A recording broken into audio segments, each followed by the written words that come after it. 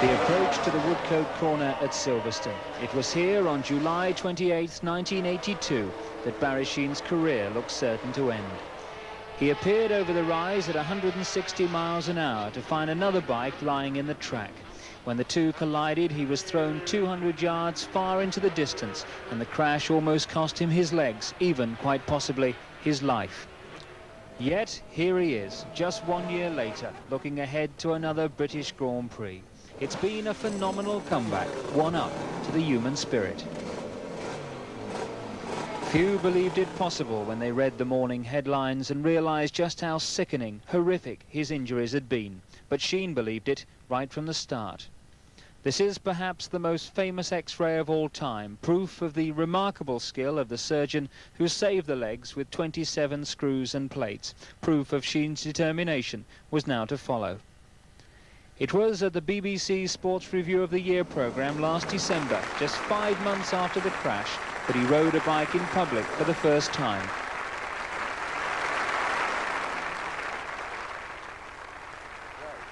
He was back racing in South Africa in March, and this weekend he's riding once more at Silverstone. To complete the story, which, were it not true, would be dubbed pure fantasy, you would need one of two things. Either Sheen winning the World Championship, or winning the race he's always wanted to win more than any other but never has, the British Grand Prix. But that, I'm afraid, is fantasy. The truth is, he's got no chance. He knows it, he says it, and he points the finger at this. It's a Suzuki production bike, which Sheen says is not in the same class as the equipment raced by the front-runners. But he can't persuade Suzuki to give him a 1983 works machine, and that, he says, means he'll be fighting for the minor places tomorrow. Suzuki, Heron Suzuki, the company I race for, have been fantastic. You know, they've tried with the Japanese time and time again to get me a factory bike, but they've always said, no, there aren't any available. And yet here they've given one to an Italian guy, another one to a Swiss guy, and another one to a Dutch guy.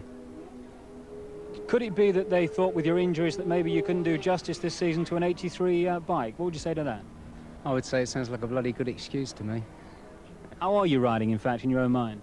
Oh, I'm riding okay if I get something that's competitive. As it stands at the moment, all I stand a chance is finishing 8th or 10th or 12th or whatever. And I'm not going to put my heart and soul into riding for those sort of positions because it's of no interest. So, for the first time at Silverstone, British hopes go not with Sheen, but this man, Ron Haslam, who, in a sport of so many nicknames, is the one they call Rocket Ron. He doesn't have the charisma of Sheen, nor his gift for self-promotion, but he is a fine rider, and he has something Sheen is desperate for, a competitive bike. Haslam is Freddie Spencer's teammate at Honda, and now recovering form after a slump which followed his 2 third places at the start of the season. And he believes he can be the first Briton to win the race. It's possible to win it because the race is a bit slower than the practice times, because at the moment Kenny's going super quick on practice times, and Freddie and a couple more, but when the race comes they all tend to slow down a little bit, so I should be okay. But if the past is a guide to the future, tomorrow's drama, intrigue, spectacle will be courtesy not of Britain but America, and the two men who've won all the World Championship rounds between them this season, and from whom the champion will come. There's Freddie Spencer, age 21, born Shreveport, Louisiana, Team Honda, nickname Fast Freddie, World Championship leader with 5 wins, a devout Baptist, clean-living, God-fearing, and a brilliant talent.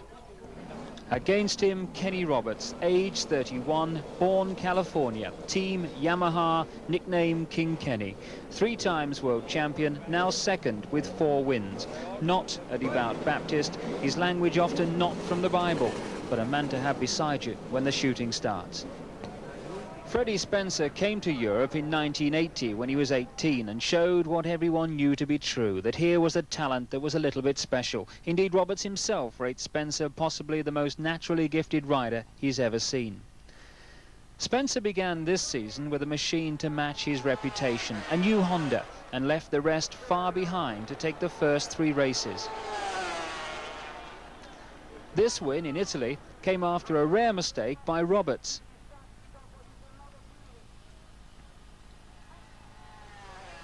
He recovered to 4th place, then ran out of fuel.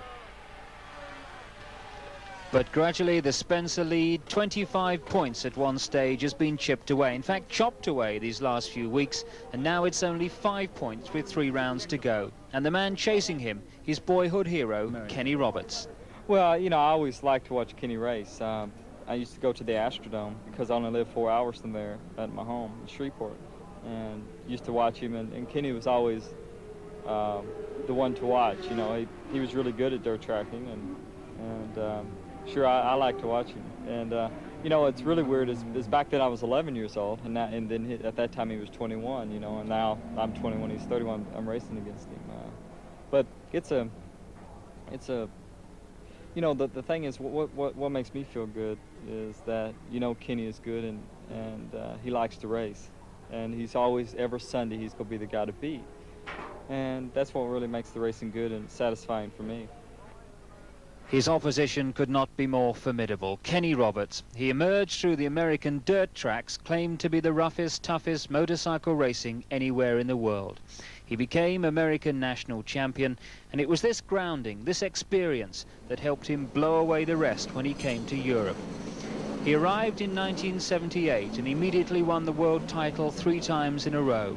And while champions come and champions fade away, Roberts has either won the title or been a main contender for it every year. He is, by nature and record, a winner. More than anything, and this is vital to Freddie Spencer tomorrow, Roberts is a tactician without equal. In the 1979 epic with Barry Sheene, for instance, Roberts had told his friends hours before the race that it would be won at Woodcotes on the final bend. He'd worked out the line he would need to take through the corner to force the opposition wide and give them no chance of getting past him before the flag. That, in the end, is precisely what happened. The last but one right-hander on the circuit, because they're coming up to Abbey, and is Barry Sheene going to be able to do anything about it? I doubt it. But Kenny Roberts goes into Abbey. It's that close, you can hardly divide them on the stopwatch. From Abbey up to Woodcote, underneath the breed is going to be tremendously close as they go into the last corner of the race. This is it, at 130 miles an hour. The checkered flag is out. Kenny Roberts and Barry Sheene is gaining. And there is less than a machine's length in it, with a fantastic race, with Will Hartog finishing in 3rd place. It's this ability to judge a race, to pace it, that's causing Freddie Spencer so much trouble as the season comes to a close. Like here, when Spencer roared away at the start of the German Grand Prix in Hockenheim and seemed a certain winner. But Roberts always knew different. I do believe as they disappear from view, yes, on lap 8 out of 19, Kenny Roberts has caught and passed the previously unstoppable and uncatchable Freddie Spencer. It's a familiar pattern. Spencer wants to lead from the start and stay there, but to Roberts that's a waste of concentration. He prefers to stalk his man and pick him off later in the race. This judgment, bordering on genius, makes him the hardest man to beat, especially at Silverstone. Well, this year coming into Silverstone, after riding the bike in the first 3 or 4 GPs, I knew that Silverstone was going to be one of our racetracks because the bike is a little heavier than the competition, but it's very sturdy, and it's very good in fast corners, very stable. So if you give a rider like myself who likes fast corners, a bike who likes fast corners, naturally Silverstone's going to be the place that we excel, and here we are. Now, this is your last season over here. You're going to retire. As your career over here comes to a close, are you perhaps a bit disappointed at the way that perhaps you've been represented as a sort of bogeyman since you came over from America? Maybe do you feel you haven't had the recognition that perhaps your performances have deserved? Well, not really, because I'm not English. I'm not Italian. I'm just a racer who comes from America. Barry Sheene has had a lot, over my career, has had a lot of ink and a lot of recognition here in England, and he's had almost zero in America. So, you know, you can't really say that, well, you didn't get enough ink or you didn't do this. I don't really care. I just do my job and the best way I know how, and I keep away from the excuses and all the things that I don't like about motorcycling. And the thing that I don't like about motorcycling is I couldn't win because I didn't have this, or I couldn't win because I didn't have this, or, you know, I just okay, it's okay if you win all the time, but if you lose but you never lose is because you've got so many excuses. No one ever wins, no one ever loses, so there's no point. No excuses needed for Roberts yesterday, not that he'd ever make any. He was by far the fastest in practice, 1.2 seconds ahead of Spencer, and unofficially bettered Barry Sheen's lap record. Spencer was second fastest on the Honda, and once again expect him to go to the front right from the start in tomorrow's race. Third fastest was Eddie Lawson, yet another American, number 27, Roberts' teammate on the Yamaha. Ron Haslam, number 9 on the Honda, the man carrying British hopes, was sixth fastest over the 2 practice sessions, but could improve on that today. Barry Sheen, meanwhile, was going nowhere. He missed the whole of the second practice session because oil had been pouring from the engine. They're calling the bike the Torrey Canyon. And for the first time in his life, Sheen is less than enthusiastic about a British Grand Prix. To finish 8th or 10th is nothing. And I'm used to winning, used to having machinery that you can win on. So yes, it will be very difficult to motivate myself, but I will do it. A 250cc race. Murray. And although the 500cc event is the main one at the British Grand Prix, it will take nothing away from it if I say that this